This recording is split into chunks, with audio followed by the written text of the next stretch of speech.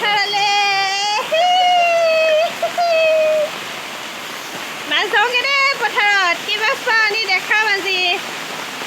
ৰাতিপুৱা শুই উঠিছোঁ আৰু 6টা বাজিছে ওলাই গৈছোঁ মাছ ধৰিবলৈ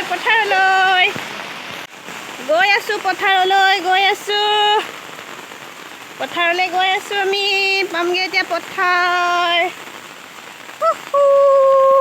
এয়া আমি পথাৰ আহি পাই গ'লোহি এইখন পথাৰ আপোনালোকে আগতেও দেখিছে মই দেখাইছোঁ আমাৰ ঘৰৰ আগফালে এখন পথাৰ ইমান ডাঙৰ পথাৰ চাওকচোন সাইডৰ বাগান আছে আৰু এখন মাজতে খালী পথাৰ এয়া আমাৰ মিষ্টাৰে মাছ ধৰি আহিছে এবাৰ ঘৰলৈ মই আহিছোঁ তেওঁ ঘৰলৈ আহিছে এতিয়া মই ধৰিম ইফালে আৰু মানুহে ধৰি আছে সেইফালে এজন আছে দাদা আৰু ইফালে বৌহতি আছে ধুনীয়াকৈ সকলোৱে মাছ ধৰি আছে আৰু এতিয়া মই ধৰিম আপোনালোকে চাই থাকক ভিডিঅ' হয়তো কৰিব নোৱাৰিম বৰষুণটো বহুত বেছি তাত ভিডিঅ' কৰিব নোৱাৰিলোঁ মাছ ধৰি আহি গ'লোঁ এয়া টুকুমইনাই মাছৰ লগত পুৰা খেলা কৰি আছে লগত আইতাক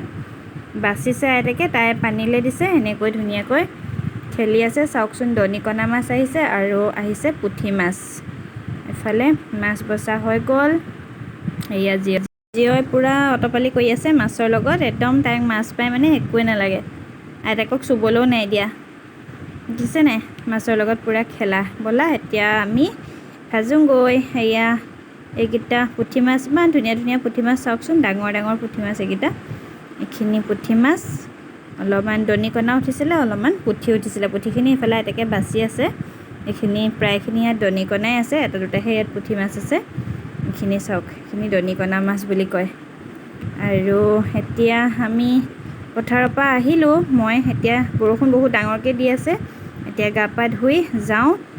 মাছ ভাজোঁ ফ্ৰাই কি কৰোঁ আপোনালোকক দেখাম কেইটামান টেঙা দিম আৰু টেঙা কেনেকৈ দিওঁ কি কৰোঁ আপোনালোকক দেখাই থাকিম আপোনালোকে চাই থাকিব এয়া দেখিছেনে জীয় ইমান ভাল পাইছে নহয় চব ফেনেকি পেলাইছে এফালৰ পৰা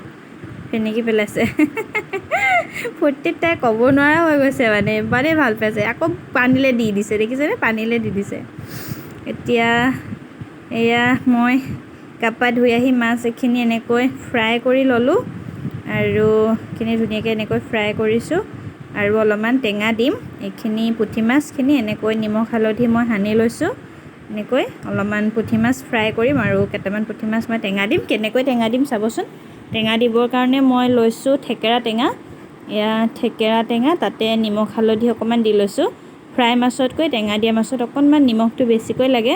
সেইকাৰণে অকণমান নিমখ দি লৈছোঁ আৰু এয়া মই আধা ফ্ৰাই কৰা মাছখিনিত এনেকৈ থেকেৰা আৰু নিমখ হালধিৰ পানীখিনি এনেকৈ ঢালি দিলোঁ এইফালে এয়া হৈ গ'ল ফ্ৰাই সেয়া হৈ গ'ল টেঙা দিয়া আৰু পুঠি মাছৰ ফ্ৰাই আৰু টেঙা দিয়া হৈ গ'ল আৰু এইফালে হৈ গ'ল এইখিনি হৈ গ'ল ফ্ৰাই দনিকণা মাছৰ আৰু এইখিনি হৈ গ'ল দনিকণা মাছৰ টেঙা দিয়া গতিকে আমাৰ মাছ ৰেডি হৈ গ'ল এতিয়া পুঠি মাছৰ ফ্ৰাই পুঠি মাছৰ টেঙা দিয়া